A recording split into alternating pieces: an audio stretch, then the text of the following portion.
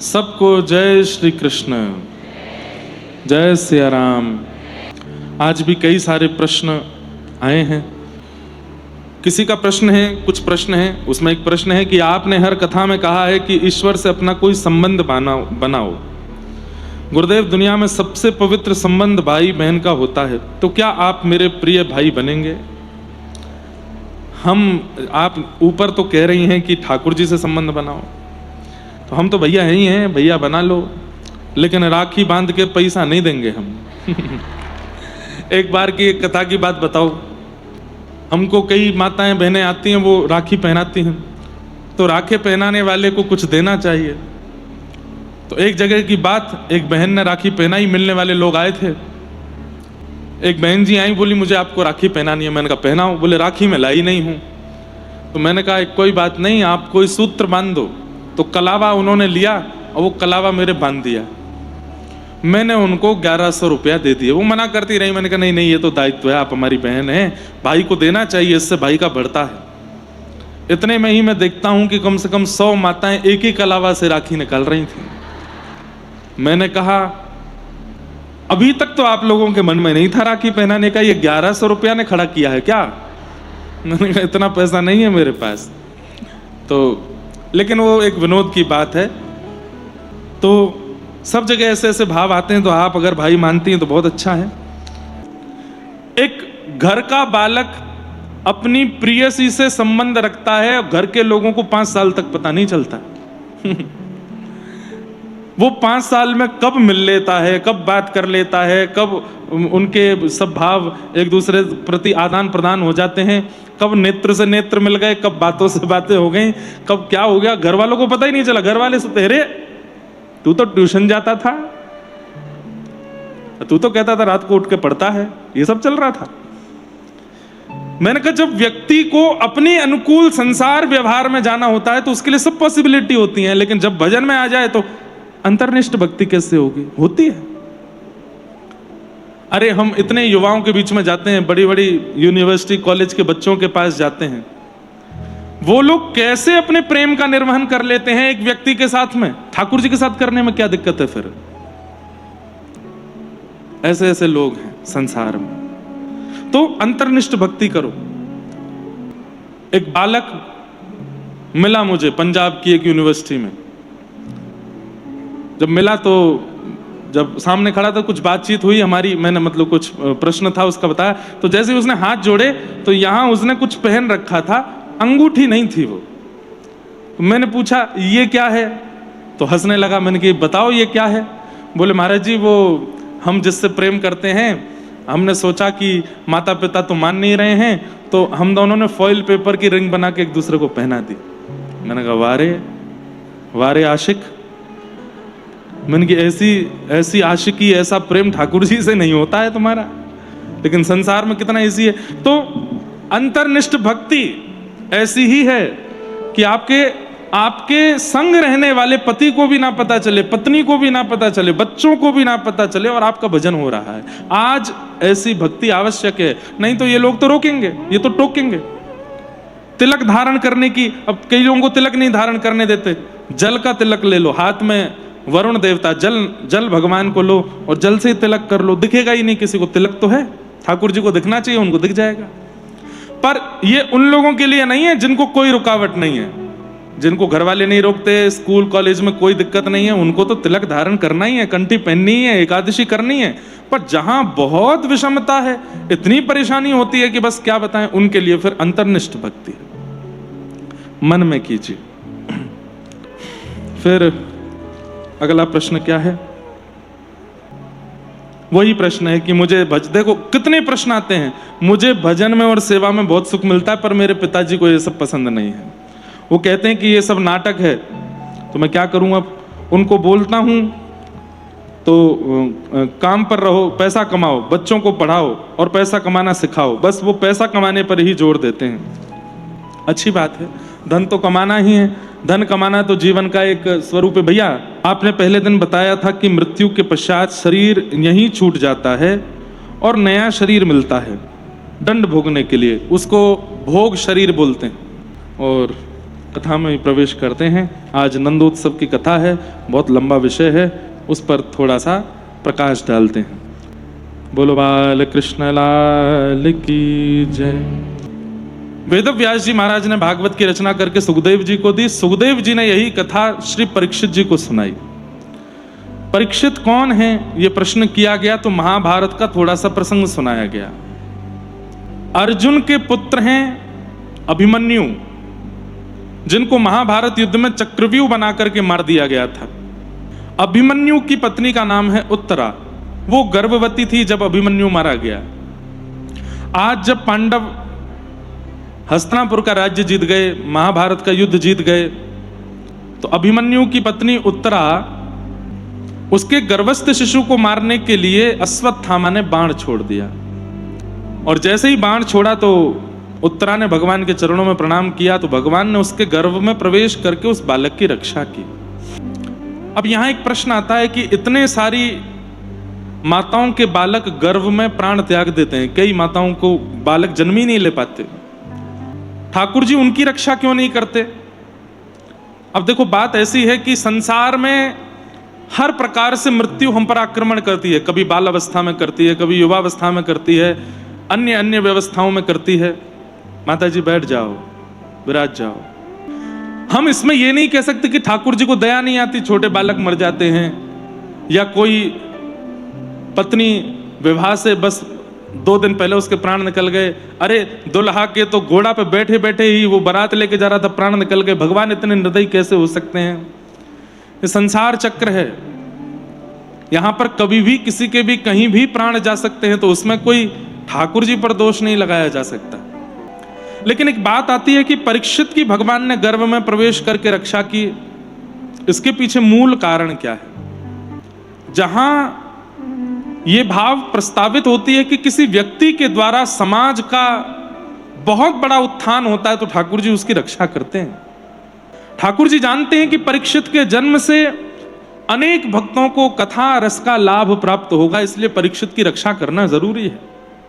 और भगवान ने गर्भ में प्रविष्ट होकर के परीक्षित की रक्षा की।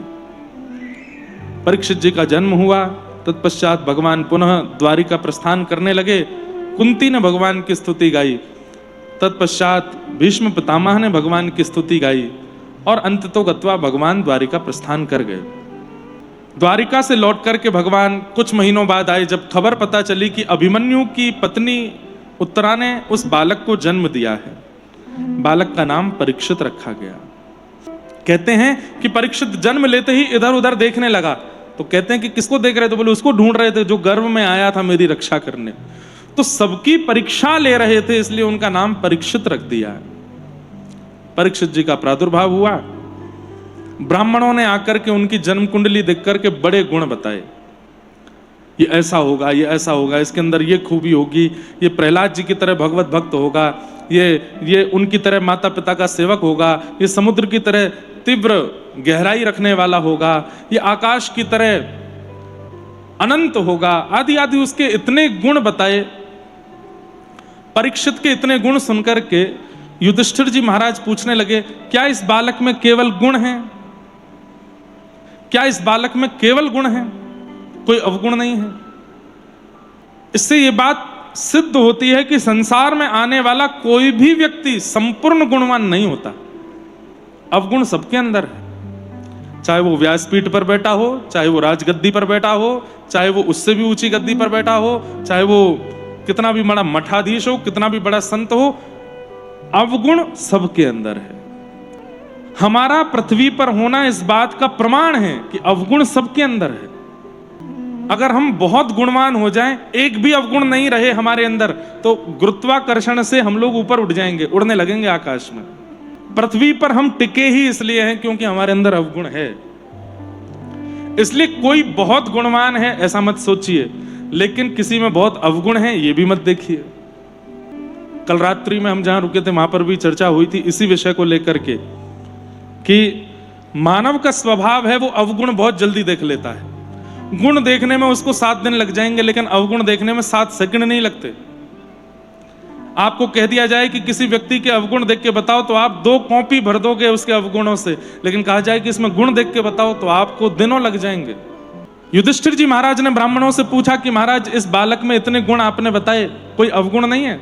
तब कहा, बोले एक अवगुण है, यदि आप सुन सको तो मैं बताऊं। बोले बताइए। आपका ये बालक तक्षक सर्प के द्वारा डसने पर इसकी मृत्यु होगी।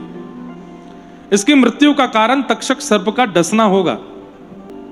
और तक्षक सर्प तब तक नहीं डसता जब तक किसी ब्राह्मण का अपमान ना कर दिया जाए। तो युधिष्ठिर घबरा गए, बोले हमारा ये बालक जो है ये ब्राह्मणों का अपमान करेगा। बोले लेकिन आप चिंता मत करो, एक संत सदगुरु इसके जीवन में आएंगे, वो अंतिम काल में इसको भगवत प्राप्ति करा करके ही इसको मुक्ति प्रदान करेंगे। क्योंकि शास्त्रों में ऐसी बातें भी कही जाती हैं कि जीव के द्वारा अगर किसी व्यक्ति की मृत्यु होती है, किसी जानवर के द्वारा कोई व्यक्ति मर जाता है, किसी के विष के द्वारा, सर्प दंशन के द्वारा, बिच्छू के काटने के द्वारा अगर व्यक्ति की मृत्यु होती है तो उसको मुक्ति नहीं मिलती। तो इस बात से बड़े दुखी हो गए थे युधिष्ठिर जी की, अगर इस सर्प के द्वारा मरेगा तो फिर तो हमारे वंश का तो यहां पर उद्धार ही नहीं हो पाएगा।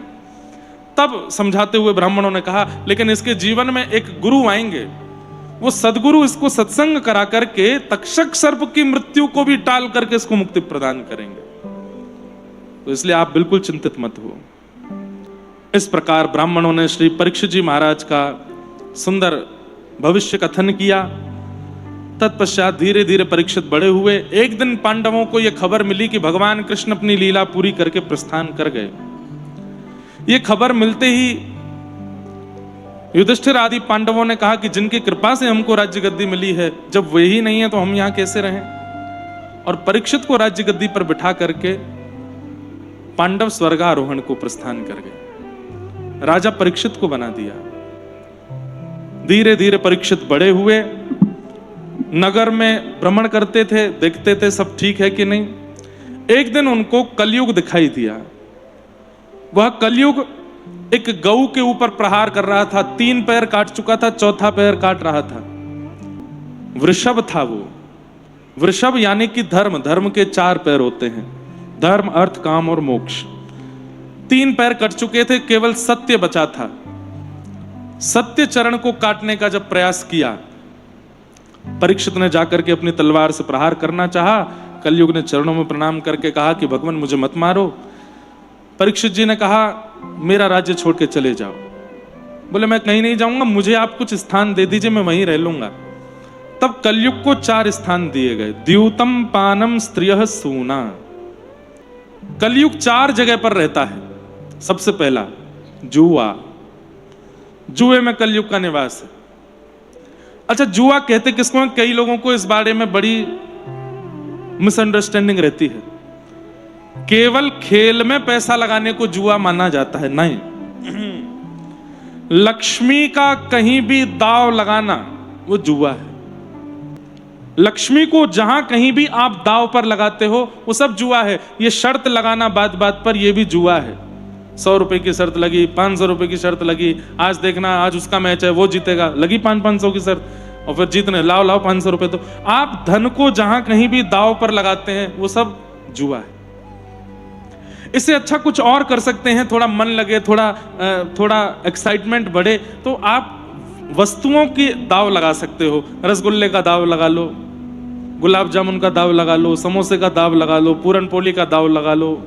और इससे भी बढ़िया दाव बताऊं, मान लीजिए कि किसी बात पर आपके मित्र से हो गई, हाँ भाई क्या कहते हो, तो उसने कहा ऐसा होगा। बोले नहीं हुआ तो? बोले नहीं हुआ तो तू मुझे पंढरपुर लेके चलना। और हो गया तो? बोले हो गया तो मैं तुझे लेके चलूंगा। मतलब आप खेल भी खेलिए, किसी भी प्रकार की क्रिया कीजिए, पर स्वच्छंद नोट, स्वच्छंद पैसे, स्वच्छंद लक्ष्मी को दाव पर मत लगाओ, वो जुआ हो जाता है। और उसमें कलयुग का निवास है।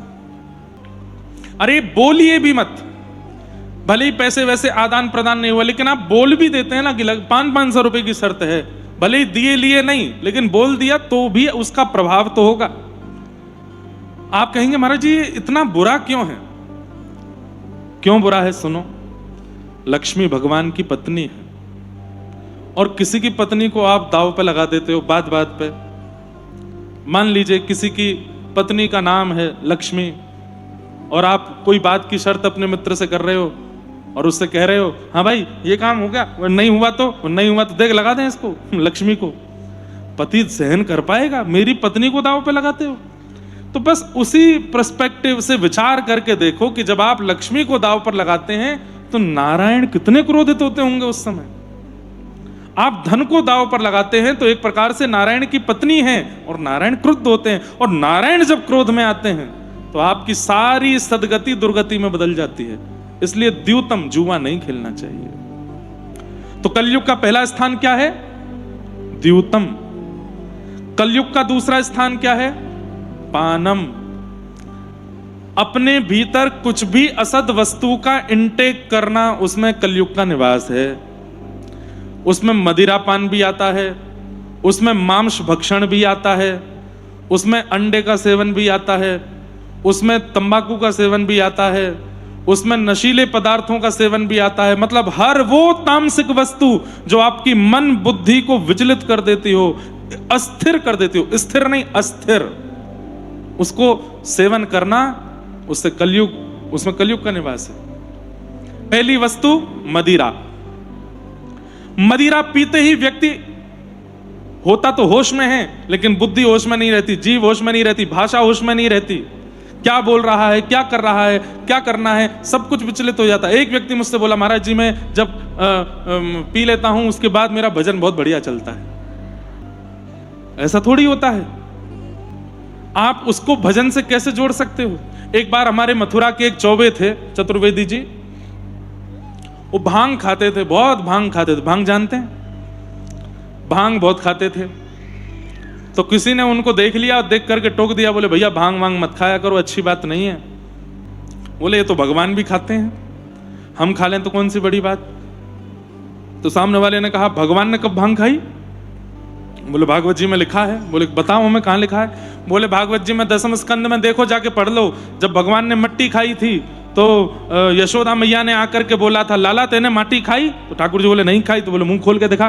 तो जैसे ही ठाकुर जी ने मुंह खोला तो पूरा ब्रह्मांड भगवान के मुख में दिखाई देने लगा। ब्रह्मांड में पृथ्वी भी भगवान के मुख में थी, उसी पृथ्वी पर ये भांग होती है ना भगवान के मुंह में भांग। वाह भले आदमी, तुझे भांग खानी है तो तेने भगवान के मुंह में भांग दिखा दे। कई युवा लोग हैं, वो लोग नशा करते हैं और फिर कहते हैं शंकर जी भी तो कर रहे हैं, शंकर जी भी तो करते हैं। ऐसे भगवान का नाम लेकर के नशा पत्ती करने वाले लोग, शंकर जी त्रिशूल पहना रहे हैं अपना, बोले जल्दी तू बेटा आ तो सही किसी दिन मेरे पास। आपको यह दिख गया कि शंकर जी ने कहीं नशा किया? कहीं नहीं नशा किया। ये सब हम लोग अपनी इच्छा से प्रकट कर देते हैं, कोई नशा पत्ती नहीं की है। हाँ ये जरूर लिखा है कि उन्होंने समुद्र मंथन में निकलने वाले विष को पी लिया था। जाओ पियो, थोड़ा सा पीना नहीं, एक बूंद रख लो जीभ पे, और यदि उसको सहन कर गए तो सारे आपके लिए ये जो जो बातें मना की जा रही सबके लिए मैं अलाउ कर दूंगा, जाओ करो। तुमने विष सहन कर लिया।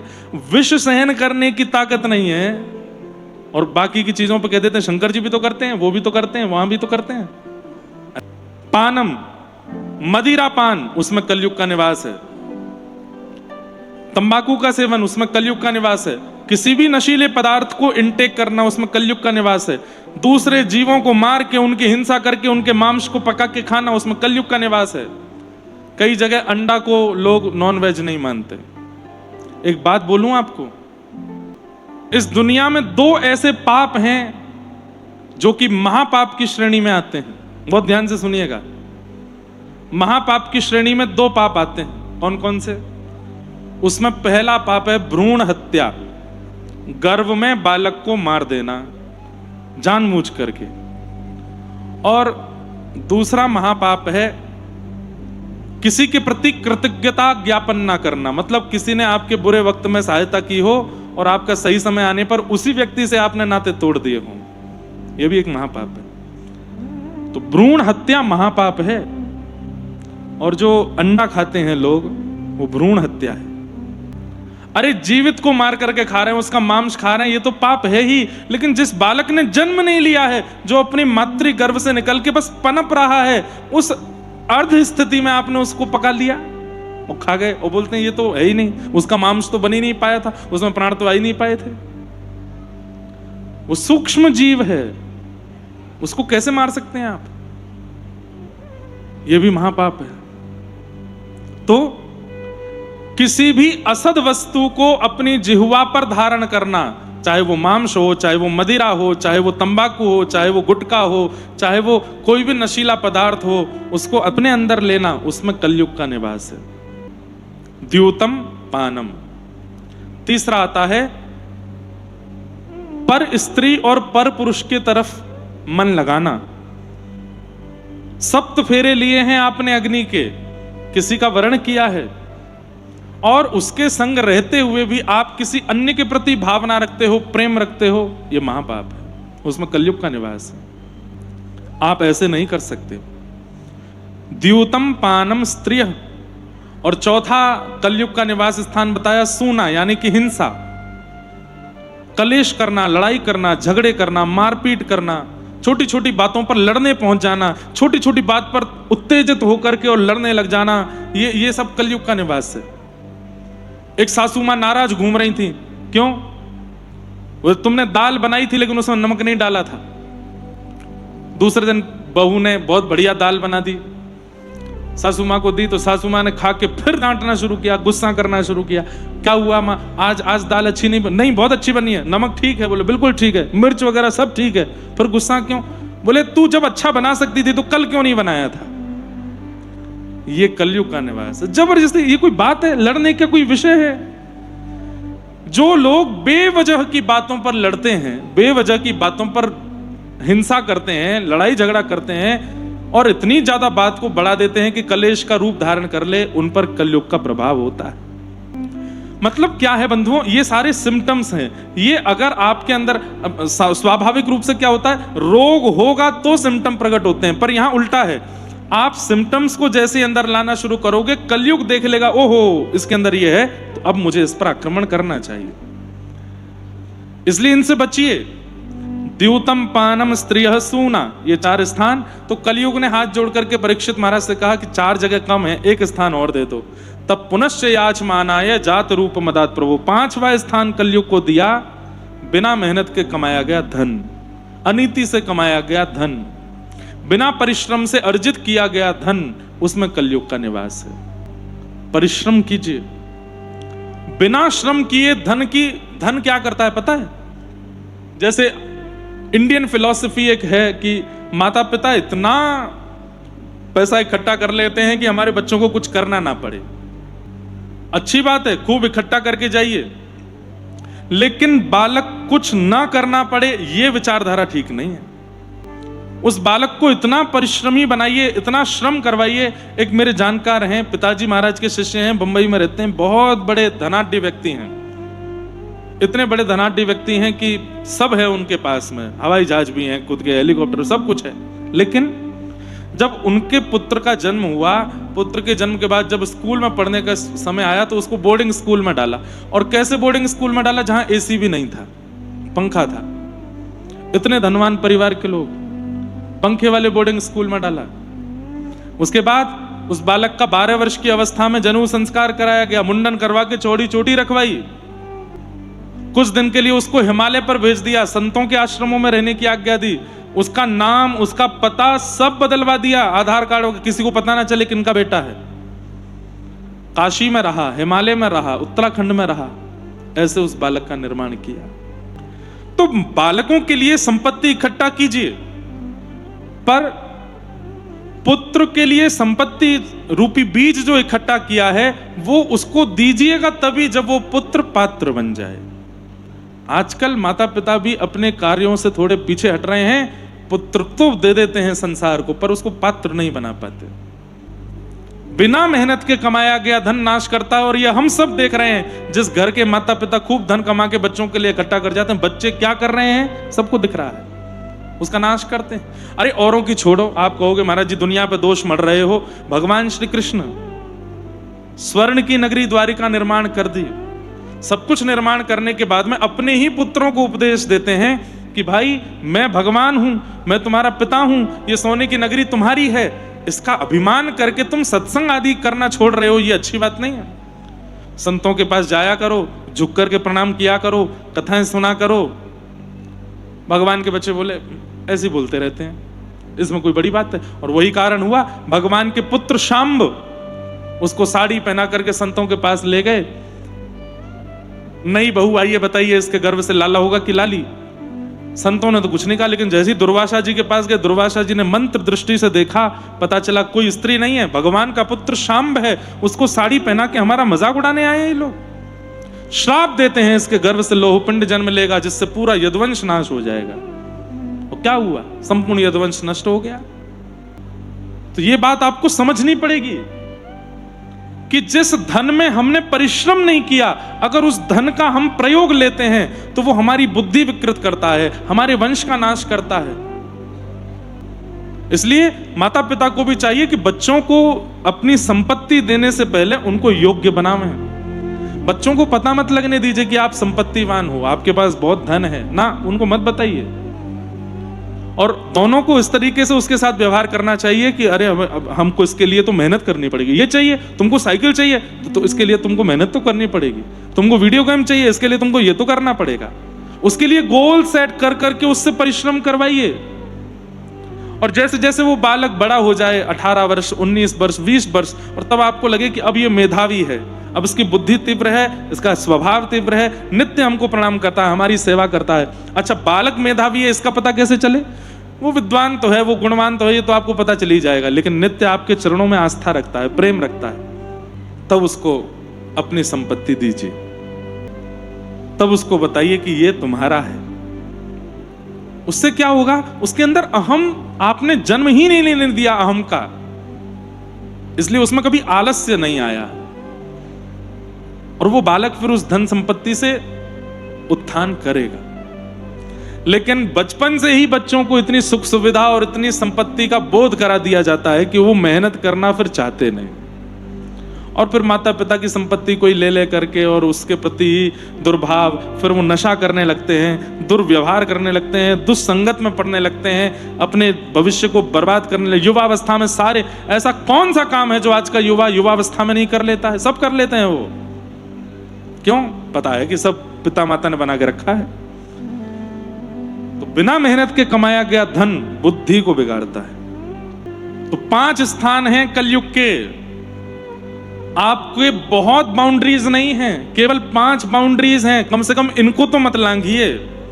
जुआ मत खेलिए, गलत वस्तु खाइए पिए मत, पर स्त्री और पर पुरुष का संग मत करिए, किसी भी बात, छोटी छोटी बातों पर भी हिंसा मत कीजिए, अरे बड़ी बड़ी बातों पर भी लड़ाई झगड़ा मत कीजिए, कलेश मत कीजिए।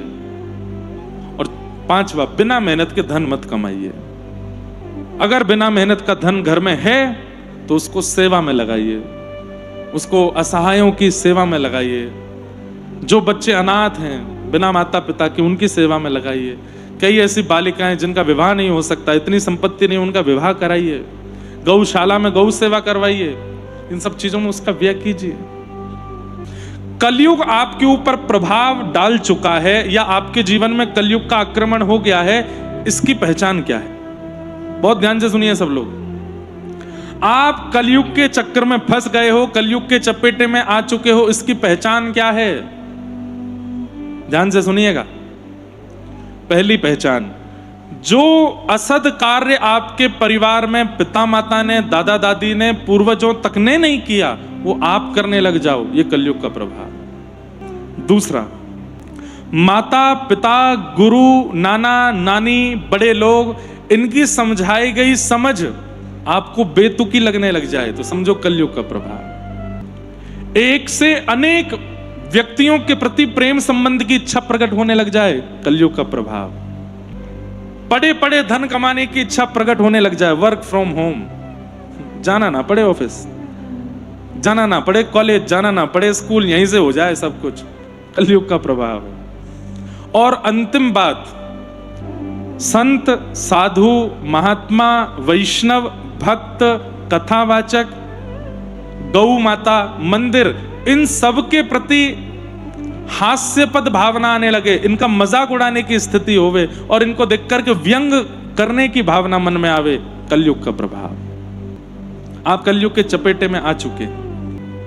भक्तों को देख करके उनके उपहास की भावना आ जाती है। आपने किसी से कहा, किसी ने आपसे पूछा कहां जा रहे हो, बोले अहिल्यानगर में कथा चल रही है, वहां जा रहे हैं। तो उसने उत्तर में क्या कहा, अच्छा कथा सुनते हो? बोले हाँ।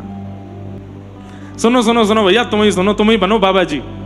एक ने मुझे लिख के भेजा, बोले महाराज जी मेरी माता जी सोचती हैं कि दीक्षा नहीं लेनी चाहिए, क्यों? दीक्षा लेने के बाद व्यक्ति बाबा जी बन जाता है। मैंने कहा वाह, ये कौन सी नई बात है। दिशा को दीक्षा बोलते हैं, जिससे व्यक्ति की दिशा स्पष्ट हो जाए उसको दीक्षा कहा जाता है। दिशा धूमिल हो जाए, जो दिशा को धूमिल कर दे वो दीक्षा थोड़ी है। तो कलयुग का प्रभाव हुआ, सिर पर जैसे ही मुकुट पहना, आकेट को वन में शिकार खेलने गए, वहां पर जीव तो एक भी मार नहीं पाए, लेकिन प्यास लगने पर एक आश्रम में पहुंचे, वहां पर समाधि में बैठे थे महात्मा। स्वभाव तो ये होना चाहिए था कि जब तक समाधि ना खुले तब तक प्रतीक्षा करूं, लेकिन जाके हल्ला करने लगे, मुझे प्यास लगी है बहुत जोर की, आप यहाँ समाधि में बैठे हो, अरे जल्दी मुझे जल पिलाइए। ये कलयुग करवाता है। राजा परीक्षित का ये व्यवहार उस संत के प्रति हुआ।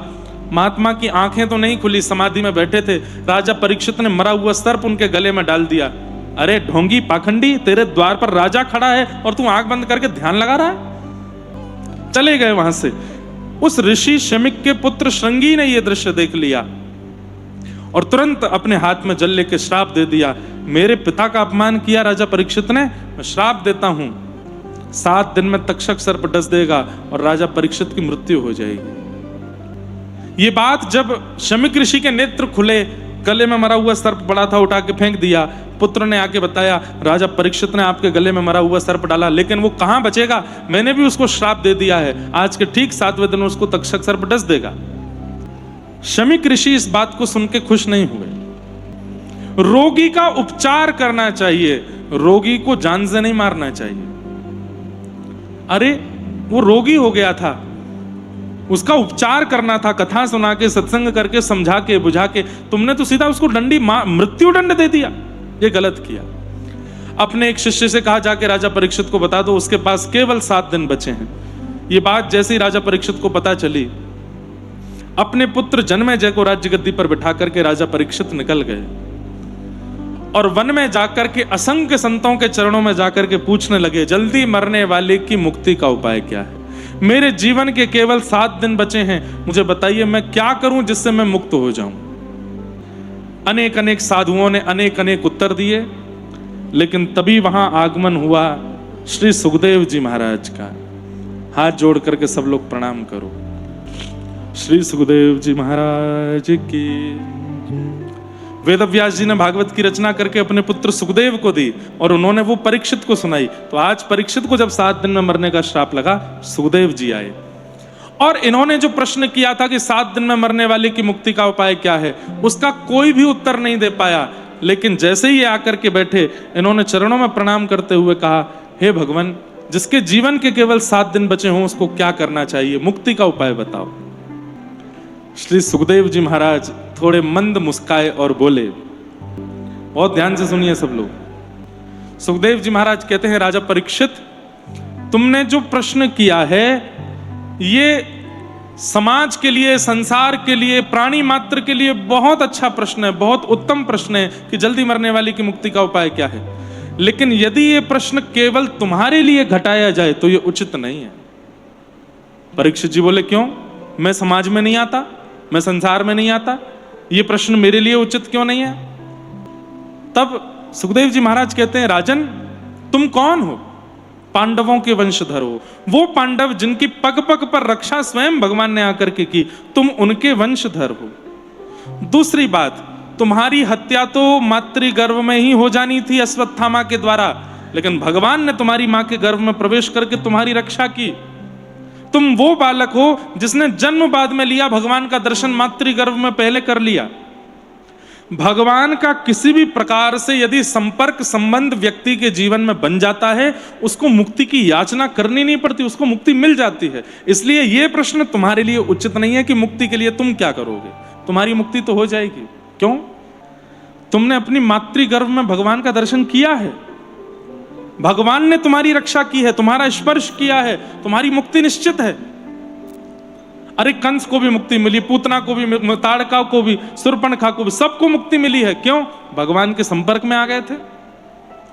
तुम तो परम भक्त हो, तुम्हारी मां के गर्भ में प्रवेश करके भगवान ने तुम्हारी रक्षा की। और मान लो कि अगर उस कारण से तुम्हारी मुक्ति नहीं भी होती है तो भी मुक्ति के लिए 7 दिन की जरूरत नहीं है, मुक्ति के लिए 7 घंटे की जरूरत नहीं है, मुक्ति के लिए 7 मिनट की जरूरत नहीं है, मुक्ति के लिए 7 सेकंड की भी जरूरत नहीं है। तो बोले व्यक्ति अंतिम श्वास ले रहा हो, बस प्राण निकलने ही वाले हैं, अंतिम श्वास छोड़ने वाला है, और उसी समय कान में जाके किसी ने कह दिया जय श्री कृष्ण, उसकी मुक्ति हो जाएगी अंतिम क्षण में।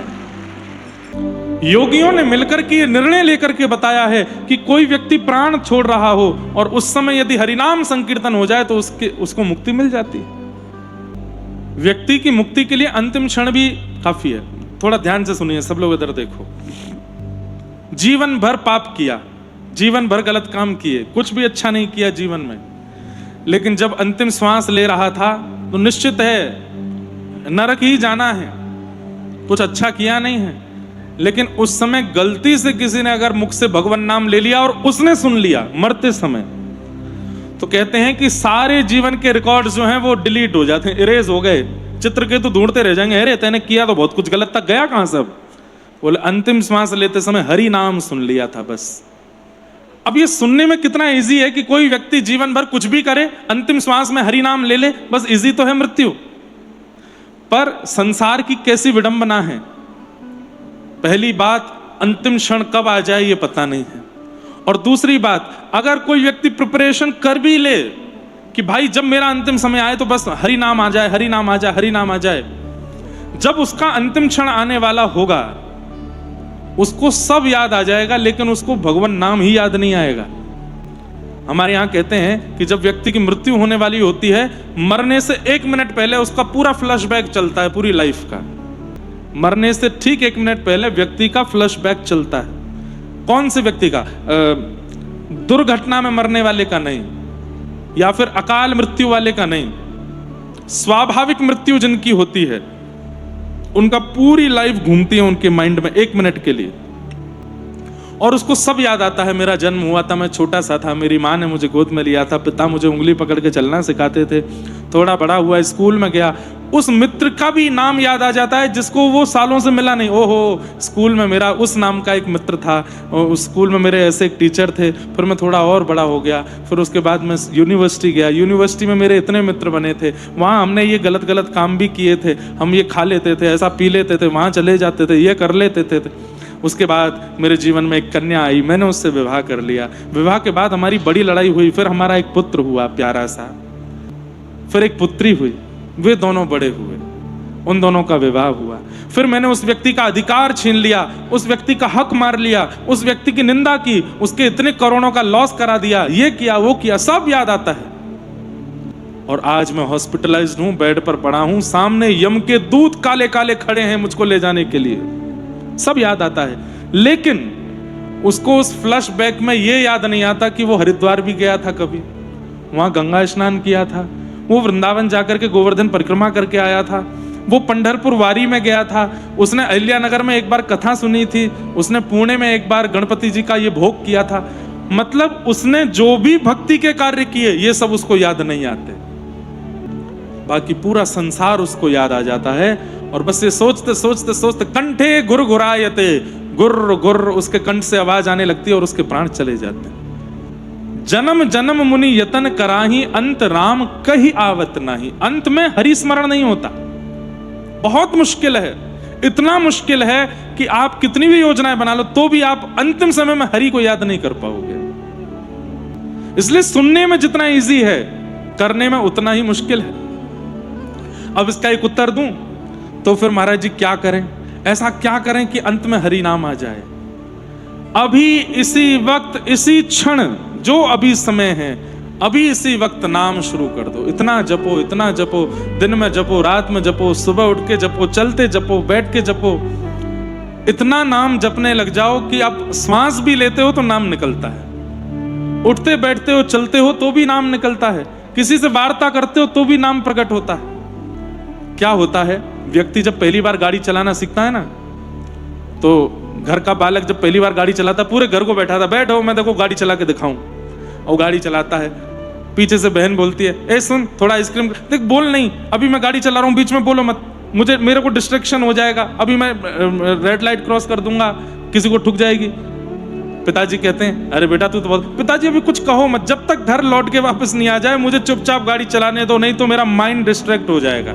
पहली बार चलाने वाला ऐसे चलाता है, लेकिन चलाते चलाते जब 5 साल हो जाते हैं, 10 साल हो जाते हैं, वो गाड़ी में बैठे 8 लोगों से बात भी कर लेता है, गियर भी लगा लेता है, क्लच भी दबा लेता है, ब्रेक भी दबा देता है, इंडिकेटर भी कर लेता है, सब काम कर। क्यों? इतनी प्रैक्टिस हो जाती है कि अब वो एक साथ 10 काम कर लेता है। ठीक वैसे ही नाम जब आप प्रारंभ में करेंगे तो बहुत डिस्ट्रैक्शन आएगा। नाम करने बैठेंगे तो कुछ उल्टा सीधा दिखने लगेगा, नाम करने बैठेंगे तो कुछ कहीं मन जाएगा, कभी कहीं जाएगा, कुछ होगा, पर आप फिर भी छोड़ो मत, करते रहो करते रहो करते रहो करते रहो करते रहो। फिर स्थिति क्या बनेगी? चलते फिरते, खाते पीते, सोते हंसते, नाचते जागते खाते, हर स्थिति में नाम आपको नहीं छोड़ेगा, नाम चलता ही रहेगा मन में। और व्यक्ति की जब ऐसी स्थिति हो जाती है कि वो चलते फिरते उठते हर स्थिति में नाम गाता है, तो अंतिम श्वास आते समय नाम निकल ही जाएगा और नाम निकलते मुक्ति मिलेगी। जितने लोगों ने ताली बजाई, इतने लोग भी अगर पालन कर लें तो इतने विमान अहिल्यानगर में आएंगे लेने के लिए, मुक्ति हो जाएगी सबकी। अच्छा, वराह पुराण में एक नई बात है, वराह पुराण में एक नई बात है। वराह भगवान कहते हैं कि जब व्यक्ति नाम गाने लगता है, विठ्ठल विठ्ठल विठ्ठला, पांडुरंग विठ्ठला 24 घंटे गाता है, रामकृष्ण हरि 24 घंटे गाता है, राधा राधा राधा 24 घंटे गाता है, तो वहां वराह पुराण में कहते हैं उसका जब अंतिम क्षण आता है तो वो भले ही हमारा नाम ना ले पाए, वो जिसका नाम गाता था वो उसका नाम लेके उसको याद कर लेते हैं और उसकी मुक्ति हो जाती है, उसको भगवत प्राप्ति हो जाती है। आपने किशोरी जी का खूब नाम गाया, किशोरी जी का खूब ध्यान किया, लेकिन अंतिम क्षण में मान लीजिए दुर्घटना में प्राण चले गए, नहीं ले पाए उस समय नाम, तो चिंता नहीं, प्राण तो कहीं भी जा सकते हैं। अनंत नाम गुणगान करने वाले व्यक्ति के अंतिम क्षण में यदि वो भगवत स्मरण नहीं कर पाता तो ठाकुर जी उसका स्मरण कर लेते हैं, ठाकुर जी उसको याद कर लेते हैं। इसलिए भैया, हमारे जीवन में जैसे धन कमाना बहुत जरूरी है, हमारे जीवन में जैसे ब्याह करना बहुत जरूरी है, परिवार को बढ़ाना जरूरी है, बच्चों को पढ़ाना लिखाना जरूरी है, ऐसे एक समय पर यह सोच भी जरूरी है कि मेरी मृत्यु सफल कैसे हो, मैं अपनी मृत्यु को सार्थक कैसे बनाऊं, इस संसार में आ तो गया पर फाइनल डेस्टिनेशन कैसे मेरी अच्छी बने। उस मृत्यु को सफल बनाने के लिए नाम आश्रित हो जाओ। मुझसे किसी ने प्रश्न किया, मुझसे किसी ने प्रश्न किया, बोले महाराज जी आप कथा में ऐसा क्यों कहते हैं कि ठाकुर जी से प्रेम करो? मैंने कहा क्यों ना कहूं। बोले प्रेम जब हमें संसार में मिल रहा है, माँ से मिल रहा है, पिता से मिल रहा है, पत्नी से मिल रहा है, बच्चों से मिल रहा है, पति से मिल रहा है, मित्र से मिल रहा है, संबंधियों से मिल रहा है, तो फिर वही प्रेम ठाकुर जी से क्यों चाहिए? वास्तविकता में इस मानव शरीर को जो जो भावनाओं की इच्छा संसार में है वो संसार दे ही नहीं सकता। संसार जो कुछ भी देता है उसमें एक स्वार्थ की गंध होती है। ऐसे तो मैं भी माता पिता के साथ हूं, मैं भी पत्नी के साथ हूं, मैं भी अपनी बहनों के साथ हूं, मेरा भी एक परिवार है, लेकिन ठाकुर जी से जो प्रीति का रस प्राप्त होता है उस रस के आगे सब फीके लगते हैं। इस संसार में वो रस है ही नहीं, वो भाव है ही नहीं, वो स्थिरता, वो दृढ़ता, वो एक ठौर जिसके बाद आपको कुछ नहीं चाहिए, आपकी भाग दौड़ खत्म हो जाए, वो संसार दे ही नहीं पाएगा। वो तो किशोरी जी देती, वो तो ठाकुर जी देते हैं। संत श्री तुकाराम जी महाराज क्यों इतने प्रसन्न रहते? विपरीत पत्नी प्राप्त होने के बाद भी प्रसन्नता का कारण क्या था? क्योंकि प्रेम की अपेक्षा पत्नी से थी ही नहीं। विठोबा दे रहे हैं ना, मेरे विठ्ठल दे रहे हैं, उसके आगे संसार का प्रेम प्रीति नहीं चाहिए। दामाजी पंत एक भक्त थे महाराष्ट्र में।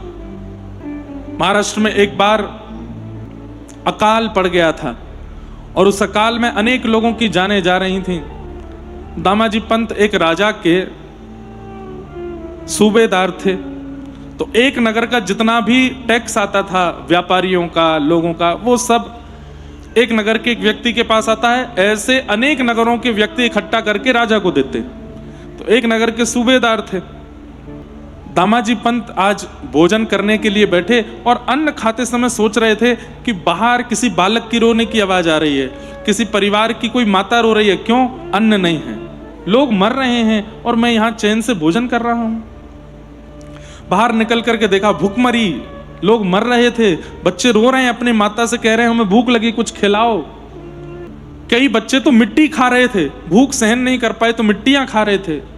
ये सब देख करके जब दामाजी पंत का हृदय द्रवित हो गया तो मन में सोचने लगे, मैं कैसे बैठा रह सकता हूं। और राजा को देने वाला जो कर था, मतलब साल भर में सब व्यापारियों से जितना टैक्स इकट्ठा करते राजा को देना था, वो सब राजा को ना देख करके भंडार खोल दिया और उसका अन्न सामग्री खरीद करके और राजा के तहखाने की जो अन्न सामग्री थी सब खोल करके लोगों में बंटवा दिया बिना राजा से पूछे।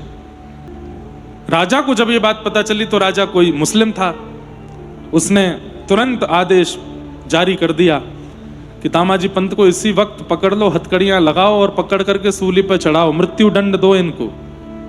परम भक्त थे दामाजी, देखो कैसा प्रेम करते हैं ठाकुर जी।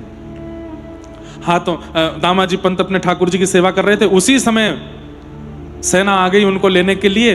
पत्नी ने कहा अभी सेवा से निवृत्त हो जाएं, आप मेरे पति को ले जा सकते हैं। उन्होंने कुछ अपराध नहीं किया है, कुछ गलत नहीं किया। अरे कैसे गलत नहीं किया? राजा की चोरी करी है। चोरी तब मानी जाती जब अपने लिए की होती। राजा प्रजा के लिए सोच रहा है तो राजा के किसी व्यक्ति ने प्रजा के लिए सोच लिया, इसमें चोरी कैसी है? हमें तुमसे बात नहीं करनी, अपने पति को बाहर भेजो। दामाजी पंत आए, दोनों हाथों में हथकड़ियां, पैरों में बेड़ियां और लगे कौड़ों से मारने। बोले चलो तुम्हें सूली पर चढ़ाना है, आज्ञा हुई है, कोई अंतिम इच्छा हो तो कर लो। दामाजी पंत बोले एक बार विठोबा का दर्शन करना है, बस उनको एक बार देख लूं, नेत्रों से निहार लूं, अपने चित्त में बसा लूं, अपने आराध्य की थोड़ी आराधना कर लूं, फिर मेरे प्राण ले लीजिएगा। कुछ गलत नहीं किया था दामाजी ने, लेकिन उस समय का शासनकाल बंधुओं बहुत क्रूर था। गए, जैसे ही पांडुरंग भगवान के सामने खड़े हुए, हाथ जोड़ करके बोले नाथ, मैंने संसार में कोई अपराध नहीं किया है, संसार के लोग मुझे अपराधी घोषित जानबूझ के कर रहे हैं। मैंने तो कथाओं में सुना था सेवा परम धर्म है, मैंने प्रजा की सेवा की है। कहीं कोई बालक भूखा मर रहा है, कहीं कोई माताएं रो रही हैं, कोई परिवार उजड़ रहा है और मैं घर में बैठ के रोटी खाऊं? मुझसे ये देखा नहीं गया। इसलिए मैंने सारे तहखाने खोल दिए, सब धन लौटा दिया, जो राजा का था वो प्रजा में बांट दिया। और मेरे बांटने से कितने बालकों को अन्न मिल गया, कितना परिवार बच गए। यदि अभी भी मैंने अपराध किया है तो मेरी एक इच्छा है नाथ कि मुझे दंड आप दीजिए, मैं इन क्रूरों के हाथ नहीं मरना चाहता। आप सूली पर चढ़ा दीजिए, हंस हंस के चढ़ जाऊंगा, मेरी ये अंतिम इच्छा है। हे नाथ, मेरे जीवन में मैंने जितनी साधना की, जितना भजन किया, जितना तप किया, जितना सबका बस एक ही बल चाहिए, मेरे प्रियतम के हाथों मेरे प्राण जाएं, बस इतना मेरे ऊपर अनुग्रह कर दीजिए। और ऐसा सिर निवा करके रोने लगे पंडरीनाथ भगवान के सामने। प्रबल प्रेम के पाले पड़कर हरि को नियम बदलते देखा, अपना मान टले टल जाए, भक्त का मान न टलते देखा। ठाकुर जी आपके नेत्रों में आंसू नहीं देख पाते। अगर वो आंसू संसार के लिए हैं, अपनी किसी पीड़ा की वजह से, तो कोई दिक्कत नहीं, तो ठाकुर जी देख लेते हैं। लेकिन यदि वह आंसू उनके लिए निकल रहा है, ठाकुर जी के लिए ही आ रहा है, तो ठाकुर जी देख नहीं पाते। कभी उनके लिए आंसू निकाल के देखो, और कहीं उनके सामने ही वो अश्रु प्रकट हो गया, थोड़ी देर बाद अनुभव करेंगे आप कि ठाकुर जी कहीं ना कहीं से कुछ ना कुछ ऐसा करेंगे कि आपके आंसू पहुंचे जाएं, वो नहीं देख पाते। कितनी बार अनुभव ऐसा किया कि ठाकुर जी के सामने नेत्र सजल हुए, तुरंत ठाकुर जी ऐसी कोई योजना व्यवस्था बनाते हैं कि आप खिलखिल करके हंसने लगो, आप रो नहीं पाओगे, वो नहीं देख पाते आपका रोना। तो ऐसा प्रेम जब ठाकुर जी देते हैं तो हम क्यों ना उस प्रेम के आदि बने, उस प्रेम के उपासक बने। इसलिए हम कहते हैं कथा में, प्रेम करो ठाकुर जी से, प्रेम करो श्री जी से, प्रेम करो विठोबा से। क्योंकि इस संसार के लोगों से जो प्रेम मिलेगा वो कुछ दिन बाद फीका लगने लगेगा, और उस व्यक्ति का स्वार्थ है ये भी आपको पता चल जाएगा। लेकिन ठाकुर जी निस्वार्थ प्रेम करते हैं, और वो प्रेम भी ऐसा रहता है कि सदा आपको प्रिय लगता रहता है। प्रेम ठाकुर जी से करो। आज कथा में कृपा करके परम पूजनीय भागवताचार्य श्री कृष्ण कृपांकित विकासानंद जी महाराज मिसाल संत पंढरी अहिल्यानगर से पधारे हैं। ऐसे पूज्य महाराज जी आज पधारे हैं। आपको बहुत बहुत प्रणाम, बहुत बहुत वंदन, बहुत बहुत स्वागत। समझा दिया परीक्षित को सुखदेव जी ने कि प्रश्न तुम्हारे लिए उचित नहीं है कि मुक्ति का उपाय क्या है। परीक्षित बोले तो फिर मैं क्या प्रश्न करूं? बोले तुम तो ये प्रश्न करो कि इन 7 दिनों में मुक्ति तो मुझे मिल ही जानी है, पर मृत्यु से पहले, मुक्ति से पहले 7 दिन के अंदर अंदर जीवित अवस्था में ठाकुर जी का दर्शन कैसे हो, ये प्रश्न करो। मुझे ठाकुर जी कैसे मिलेंगे, कैसे मिलेंगे नाथ, कृपा करके मुझे ये बताओ। और जैसे ही परीक्षित जी ने ये प्रश्न किया है, तब परीक्षित जी महाराज ने, तब सुखदेव जी महाराज ने परीक्षित को भागवत की कथा सुनाना प्रारंभ किया और कहा जो जो मैं कहता जा रहा हूं, जो जो प्रसंग भाव सुनाता जा रहा हूं, परीक्षित तुरंत उनको चित्त में धारण करते जाना। 7 दिन के अंदर तुमको ठाकुर जी का अनुभव होगा। आज भी योग्यता है भागवत में भगवत दर्शन कराने की, पर व्यक्ति इस संकल्प से बैठे तो सही कि मुझे दर्शन करना है। वृंदावन में एक संत थे, उनका नाम था श्यामानंद। क्या नाम था?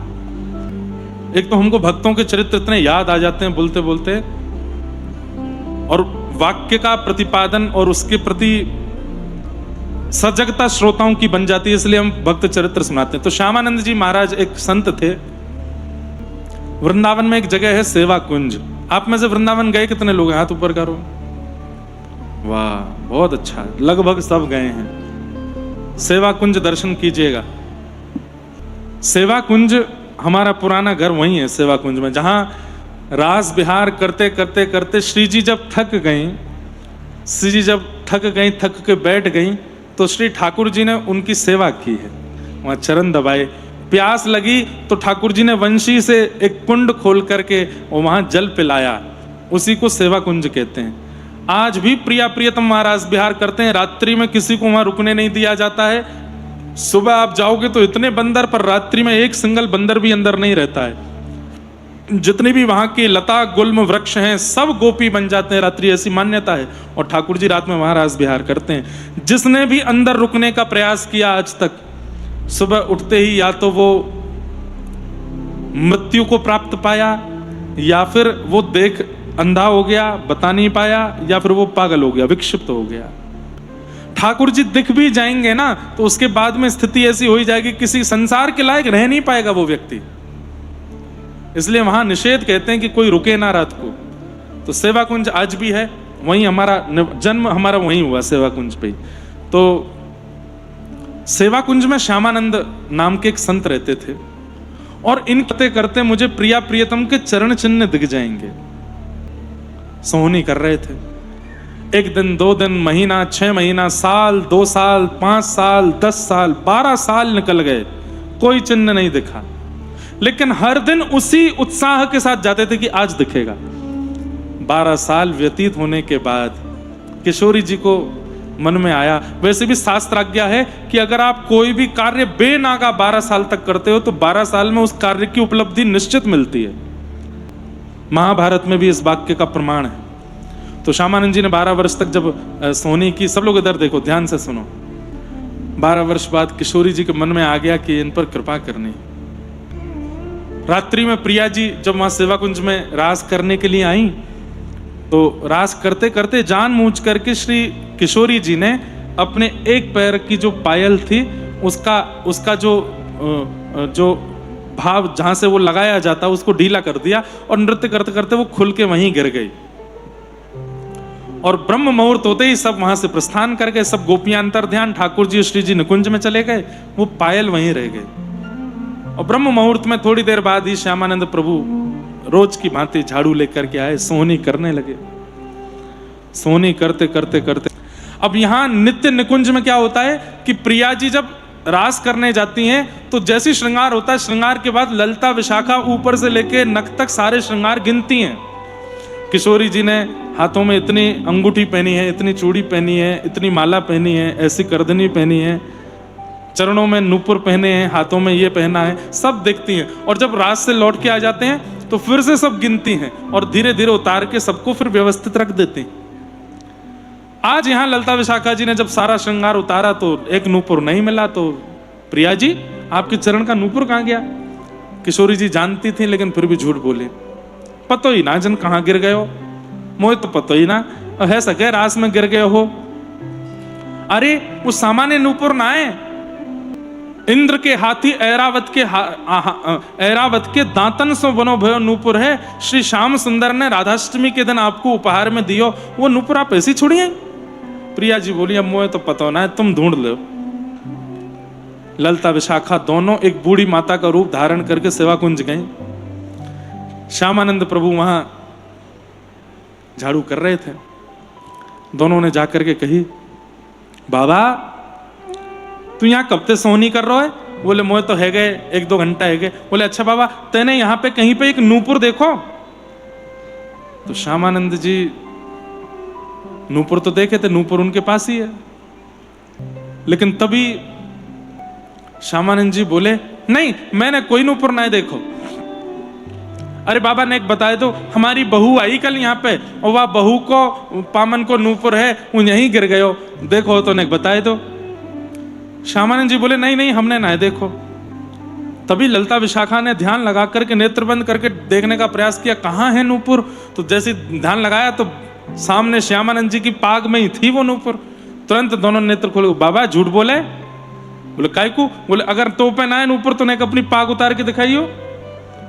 तो श्यामानंद जी थोड़े घबराए, पाग उतार के बोले देखो नूपुर मेरे पास है लेकिन मैं आपको नहीं दूंगा। बोले क्यों? मुझे कैसे पता ये आपकी बहू का है? अभी मैंने ये नूपुर आपको दे दिया और फिर कोई आया और उसने आके कह दिया वो नूपुर तो हमारा था, तो मैं तो फंस जाऊंगा। अरे बाबा हम तो कह रहे हैं जी हमारी बहू के चरणन कोई नूपुर है, हमें दे दे।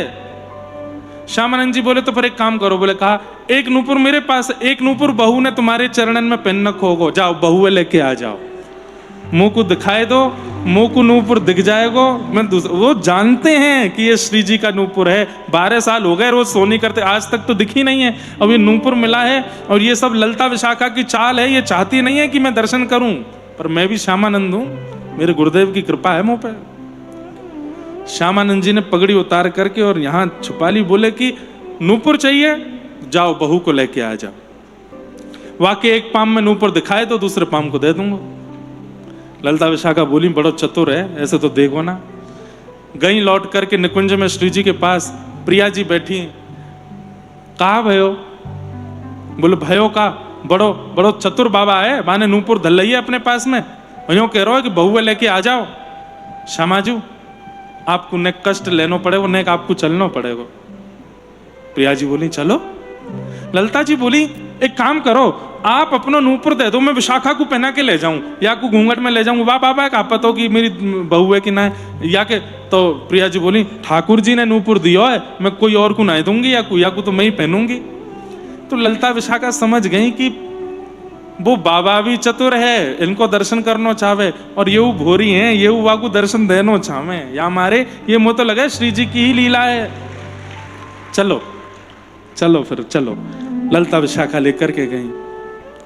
प्रिया जी घूंघट में है, सामने श्यामानंद जी बैठे हैं, 2 बूढ़ी सखियां आ रही हैं और जैसे दोनों के बीच में तप्त कांचन गौरांगी, आहा श्री राधे वृंदावनेश्वरी, जैसे ही रूप माधुरी का दर्शन किया रोने लगे, गिर पड़े और अपने नेत्र जल से व्रज के रज में मानो जैसे कोई सूखा रेगिस्तान हो और उसमें जल का संचार हो जाए, ऐसी सेवा कुंज की भूमि हो गई। इतना रुदन, इतने नेत्रों से अश्रु के पनारे छूट पड़े श्री जी को देख के, हाथ पैर कंपायमान हो गए। दोनों वृद्धा आके बोली बाबा तू रोकाई को रो, देख हमारी बहू आ गई और देख ले या के पाम में नूपुर बंधो भयो है, अब दूसरे पाम को नूपुर दे दे। श्यामानंद जी आंसू पहुंच के बोले मेरी आंख कमजोर है, दूर से दिखाई नहीं दे रहा, पास आओ। श्री जी पास चली गई। अब ललता विशाखा पकड़े खड़ी हैं, ज्यादा पास मत जाइयो, अनेक जान दो। थोड़ी और पास गई तो जब बिल्कुल सन्मुख आ गई, चरण देख लिए और बोले आपको अगर कोई दिक्कत ना हो, देखो मैं तो भैया ब्रज को सेवक हूं, ये ब्रजवासी बहू है, मैं अपने हाथ के चरणन में पहनाए दूं। ललता विशाखा मना करती, तब तक तो श्री जी ने पैर धर दिया उनके गोद में, बोले पहनाओ। ललिता विशाखा बोले सब इन्हीं की चाल है, यही कृपा करना चाह रही हैं। श्यामानंद जी ने अपने हाथ से नूपुर पहनायो और नूपुर पहना करके दोनों चरण ऐसे पकड़ लिए, रोने लगे, बोले अब नाटक मत करो, अरे बहू मैं जानू कौन की बहू हो, आप साक्षात नंदरानी यशोदा की बहू श्री किशोरी राधा रानी है, और ये दोनों बूढ़ी जो इतनी देर से नाटक कर रही हैं जरूर ललिता विशाखा हैं। इतने में ही तीनों अपने रूप में प्रकट है गए और श्री श्यामानंद जी चरण पकड़ के रोने लगे, हे श्री जी अब कृपा करो, अब अनुग्रह करो, अब ले चलो अपने संग में। किशोरी जी बोली नहीं बाबा, अभी आपको भौतन को उद्धार करनो है, यहाँ रह के भक्ति प्रेम को बहुत प्रचार करनो है, अपनो कछु प्रसाद मुंह को दे जाओ। तो किशोरी जी ने वही नूपुर उतार के उनके माथे के ऊपर धर स्पर्श कराया, तो नूपुर की आकृति में तिलक बन गया उनके माथे पे, और श्री जी वहां से प्रस्थान कर गए। वो लौट करके गए, तब उनके गुरु ने जब उनके माथे पर संप्रदाय के अलावा कोई और तिलक देखा तो बड़े गुस्सा में बोले ये कैसा तिलक लगाया, धो के आओ इसको। उन्होंने बताना चाहा कि ये किशोरी जी ने लगाया, तो बोले अच्छा इतना बड़ा भगत बन गया, किशोरी जी लगा के जाएंगी, चल धो के आ इसको। उन्होंने खूब धोया लेकिन वो तिलक नहीं मिटा। गुरुदेव ने भी हाथ में पत्थर लेकर के रगड़ा लेकिन वो तिलक नहीं गया। गुरुदेव तब भी नहीं माने कि ये किशोरी जी ने दिया है। तब किशोरी जी से प्रार्थना की श्यामानंद जी ने, तो किशोरी जी ने भगवान के सखा में से सुबल को भेजा। अभी की घटना है 300 वर्ष पहले की। सुबल को भेजा कि जाओ जाकर के तुम आज्ञा दे करके आओ कि हमारी छाप है। तब सुबल नाम के सखा ने आके आकाशवाणी करके बताया कि अरे गुरुदेव श्यामानंद पर क्रोध मत करो, ये उसकी भक्ति का प्रताप है, उसके माथे पर जो तिलक है वो श्री जी ने अपने नूपुर से बनाया है और ये किशोरी जी की कृपा है उनके ऊपर। तब श्यामानंद जी के जो गुरु जी थे उन्होंने उनको बड़ा अपने ऊपर बड़ी आत्मग्लानि हुई कि मैंने किशोरी जी की कृपा पर संशय किया। तब उन्होंने सब संतों से पूछा इसका मुझे दंड क्या मिलना चाहिए। तब सब संतों ने आज्ञा देकर के कहा उस पर गुरु ने संशय किया, इसलिए सबने मिलकर उनको यह दंड दिया कि 21 दिन तक नाम कथा और भंडारा करो। कहा तो 21 दिन का, लेकिन आज तक वो परंपरा में चलता आया है। कैसा प्रेम देती हैं किशोरी जी, कैसा प्रेम देते हैं ठाकुर जी, कैसा प्रेम देते हैं विठोबा। ऐसा प्रेम संसार में दे पाएगा कोई नहीं दे सकता। और उनके प्रेम की एक खास बात है कि वो प्राप्त होने के बाद फिर व्यक्ति की और कहीं से कुछ पाने की इच्छा नहीं रहती। वो परम तृप्ति का अनुभव करता है कि अब मुझे सब मिल गया हो माने, ऐसा लगने लगता है। सुखदेव जी महाराज परीक्षित को कहते हैं कि तुम भक्ति की याचना करो। परीक्षित जी महाराज कहते हैं मुझे 7 दिन में कैसे ठाकुर जी मिलेंगे, कृपा कर बताओ। तब सुखदेव जी महाराज ने कथा सुनाना प्रारंभ किया। अब कथा के क्रम में जो जो प्रसंग हैं तो बहुत विस्तृत, सबको हम प्रणाम करते करते नंदोत्सव की ओर चलेंगे।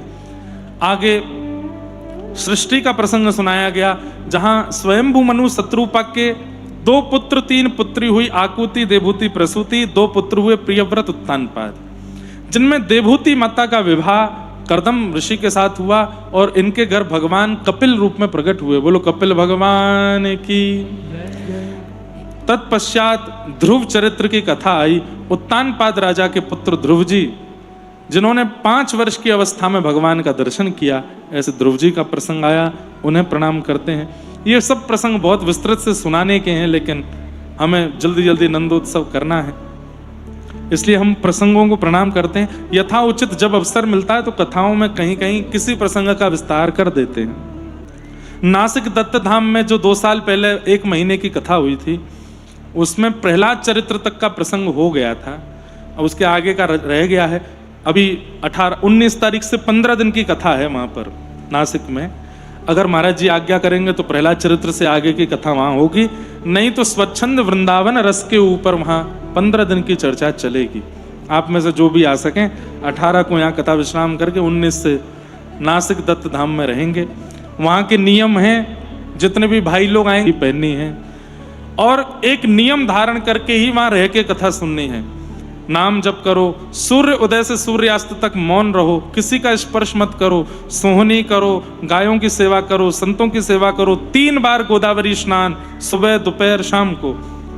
आप अनुभव करेंगे, मैंने तो बहुत सुंदर अनुभव किया, वो बताने का विषय नहीं। 1 महीना वहां पर हमने अनुष्ठान किया था, उसी अनुष्ठान की कृपा है हमारे ऊपर। मैंने ऐसा अनुभव गोदावरी जी के तट पर किया। हमारे वृंदावन रस में जो विशेष रस का संचार हुआ वो महाराष्ट्र की कृपा, नासिक की कृपा से हुआ, गोदावरी जी की कृपा से। इसलिए हम साल भर में कहीं कथा करें नहीं करें, नासिक जरूर जाते हैं। और वहां कोई व्यवस्थाएं बहुत बड़ी नहीं, 5 स्टार नहीं है, बिल्कुल सामान्य व्यवस्था। हम जमीन पर सोएंगे 19 तारीख से, हमारे कमरे में भले एक छोटा एसी लगा है, बाकी तो वहां पंखे में ही रहते हैं सब लोग, कोई बहुत विशेष व्यवस्था नहीं। 5 बजे के बाद सुबह वहां सोना मना है। 5, साढ़े 5, 6 बजे तक सबको स्नान करना ही होता है गोदावरी जी में। दत्त भगवान की उपासना चलती है, उनकी परिक्रमा करो, अपने गुरुदेव का स्मरण करो, नाम जप करो, ध्यान करो, धारणा करो। वैदिक लोग वहां प्रसाद बनाते हैं, उनके हाथ का प्रसाद पाओ, कथा सुनो। लाल जी, गिरधर लाल जी भी वहां पहुंच रहे हैं, उनका उत्सव होगा, खूब आनंद होगा नासिक में। 15 दिन की कथा है। तो वहां प्रहलाद चरित्र तक हो चुका। अब आगे महाराज जी पहले दिन ही आज्ञा करेंगे कि हमें ये सुनना है, तो वही 15 दिन तक वहां चलेगा। जो आ सकें वो आइएगा, जो नहीं आ सकें वो लाइव सुनिएगा। तो इस प्रकार कपिल भगवान के पश्चात ध्रुव जी के वंश की कथा सुनाई गई। भूगोल खगोल का वर्णन, नरकों का वर्णन, 28 प्रकार के नरकों का वर्णन करते हुए अजामिलोपाख्यान सुनाया गया। तत्पश्चात नारायण कवच की रचना हुई, जहां पर देवताओं पर भारी संकट आया, तब उनके गुरु उन्होंने नारायण कवच का निर्माण करके देवताओं को प्रदान किया। तत्पश्चात इसी कथा में आगे वृत्रासुर हुए, जिन्होंने 3-4 श्लोक गाकर के भगवान को प्रकट कर दिया और रणभूमि में अपने प्राण त्यागने से पूर्व भगवान का मंगल में दर्शन किया। और सबसे बड़ी बात ये असुर थे, वृत्रासुर, असुर होते हुए भक्ति प्रकट करके भगवान का मंगल में अनुभव किया। तत्पश्चात भक्त प्रहलाद का चरित्र आता है, जिनके लिए भगवान खंभ भेदन करके प्रकट हो गए। बोलो नृसिंह भगवान की। कूट पर्वत पर रहता था, अपने परिवार के साथ नदी स्नान करने गया तो ग्राह ने उसका पैर पकड़ लिया। परिवार ने 10 दिन तक उसकी सहायता की निकालने में, लेकिन जल से नहीं निकाल पाए तो परिवार छोड़ के चला गया। तब उस गजेंद्र को अपने पूर्व जन्म की याद आई कि वो एक इंद्रद्युम्न नाम का राजा था और एक संत का अपराध करने से उसको हाथी बनना पड़ा था। और इंद्रद्युम्न स्वरूप में, पूर्व स्वरूप में उसने एक स्तुति की रचना की थी, जिसका नाम था, उस समय तो कुछ और नाम था, लेकिन जब उसको वही स्तुति याद आई और उसके मुख से जब गजेंद्र रूप में गाई गई तो उस स्तुति का नाम पड़ा गजेंद्र मोक्ष। गजेंद्र मोक्ष स्तुति का गायन किया। इस स्तुति की खास बात यह है कि इस स्तुति में भगवान का नाम नहीं बोला गया एक भी बार। गजेंद्र मोक्ष स्तुति गजेंद्र ने गाई, भगवान का नाम नहीं बोला। आकाश में सारे देवता प्रकट हो गए, सब ऊपर से झांक रहे हैं, लेकिन कोई उसकी रक्षा करने नहीं जा रहा। क्यों? सब देवता सोच रहे हैं हमारा नाम बोलेगा तो हम जाएंगे। एक बार कह दे हे महादेव आ जाओ तो तुरंत चला जाऊंगा, एक बार कह दे हे दुर्गा मैया आ जाओ तुरंत चली जाऊंगी, एक बार कह दे हे गणपति बप्पा मोरया, गणेश जी कह रहे हैं मैं तुरंत जाऊंगा। सब देवता खड़े हैं, लेकिन कोई भी उसकी रक्षा करने नहीं गया। स्तुति गाता जा रहा है, तभी अचानक से शेषनाग पर पड़े हुए भगवान उठ करके खड़े हुए, गरुण जी को कहा आओ। सब देवता बोले नाथ मत जाइए, अभी नाम तो लिया ही नहीं उसने। एक बार भी नहीं कहा कि शंख चक्र गदा पद्मधारी मेरी रक्षा करने आइए, एक बार भी नहीं कहा हे सारंग पाणी भगवान मेरी रक्षा करने आइए, वैकुंठ नाथ पति मेरी रक्षा करने आइए, अभी रुक जाइए, एक बार बोलने तो दीजिए। भगवान बोले उसने इतनी लंबी स्तुति गा दी, एक भी नाम नहीं है। बोले इसीलिए तो कह रहे हैं कि आप मत जाओ। बोले भाई देखो, सहस्र नाम में मेरा एक नाम यह भी है कि मेरा कोई नाम नहीं है, मैं अनामी हूं। जहां कोई नहीं है वहां मैं हूं। भाई इधर देखो सब लोग, लावारिश जमीन पड़ी होती है ना, जिस पर किसी की पावर अटॉर्नी नहीं है या किसी का नाम नहीं है, सरकार की हो जाती है वो ऑटोमेटिक। जिस घर में कोई रहता नहीं, जिस घर का कोई स्वामी नहीं, जिस बिल्डिंग में कुछ नहीं होता, जो जमीन लावारिश पड़ी हो, खेत लावारिश पड़ा हो, लावारिश नाम का कोई शब्द होता ही नहीं है। जिस पर किसी का अधिकार नहीं उस पर सरकार का अधिकार होता है, सरकार उसको अपने अंडर में ले लेती है। भगवान बोले सारी स्तुतियों में नाम है, तो जिनमें नाम है वो स्तुति उन देवताओं की है। ये स्तुति अभी तक लावारिश पड़ी है, ये मेरी है, इस पर सरकार का अधिकार है, मैं जाऊंगा। और तुरंत गरुण पर आविर्भाव होकर के ठाकुर जी विराजमान होकर के शंख चक्र गदा पद्म धारण करके निकल पड़े गजेंद्र की रक्षा करने।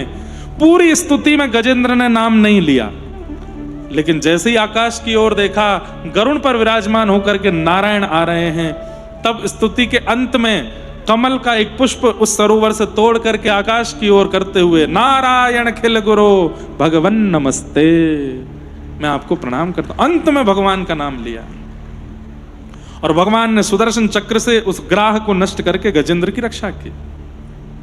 ऐसी सुंदर गजेंद्र मोक्ष की कथा भागवत में। तत्पश्चात भगवान के वामन अवतार की कथा आती है, जहां पर देवासुर संग्राम हुआ, देवता और दैत्यों में युद्ध हुआ, और जिसके कारण दैत्य जीत गए, राक्षस जीत गए और स्वर्ग से सारे देवताओं को भगा दिया। तीनों लोगों पर राक्षसों का अधिकार, और राक्षसों के राजा उस समय बलि थे। बलि राजा बन गए तीनों लोगों के। देवताओं ने प्रार्थना की, तब भगवान देवताओं की माता अदिति के गर्भ से वामन बन के प्रकट हुए, और वामन बन के भगवान ने कहा, अच्छा अब इसमें बात आती है, देखो कथा थोड़ी थोड़ी सबने सुन रखी, इसलिए हम मुख्य मुख्य बात बोल रहे हैं। देवताओं ने जब भगवान से प्रार्थना की कि नाथ हमारी रक्षा करो, तो भगवान बोले कि भाई ब्राह्मणों के आशीर्वाद से बलि को तीनों लोक मिले हैं, और ब्राह्मणों के आशीर्वाद को काटने का मेरा स्वभाव नहीं है।